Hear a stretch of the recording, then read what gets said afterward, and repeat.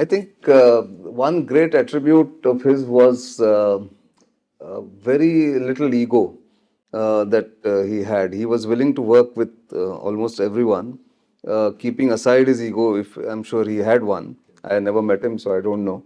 But going by what all the accounts that are available, that he had a great ability to network. He had a great ability to lead, and yet remain behind the scene. And that's how. And he was a man of action. So, in fact, in Hindi, he said once to someone that Nasihat mat do, namuna bano. Be an example. Don't give advice, free advice. Free advice is of no use to anyone.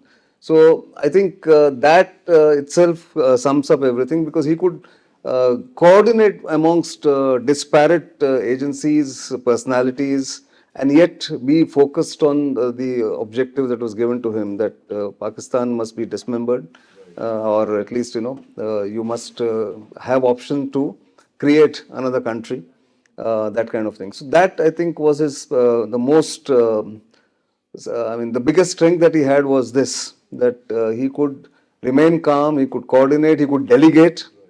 From what one could gather, he had his team which he would delegate. Like Shankaran Nair was his alter ego. I have mentioned it in the book.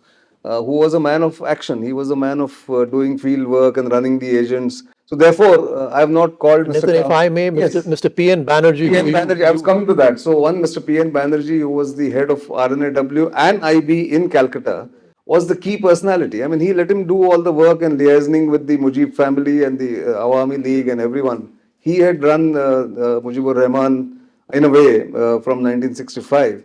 So he didn't let his ego come in between. He let his subordinates do the work and even take the credit when necessary. And the final, the intelligence that came when the war was about to begin came from Shankaran Nair's sources in Pakistan, from they say from Yahya Khan's office, where he got the advance notice of impending attack on Indian Air Force bases in Western India and in Northern India.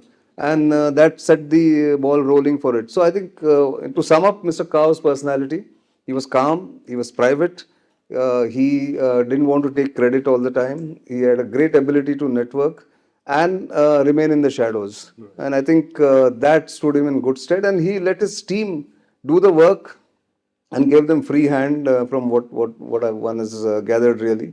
So therefore, the spectacular success within 3 years in creating Bangladesh.